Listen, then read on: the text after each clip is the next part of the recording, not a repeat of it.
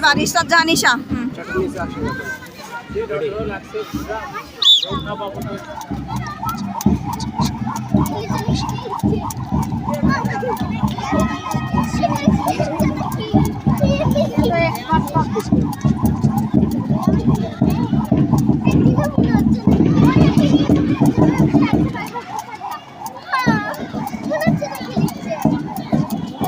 কিন্তু খেলিচ্ছে বাবা, কিন্তু খেলিচ্ছে।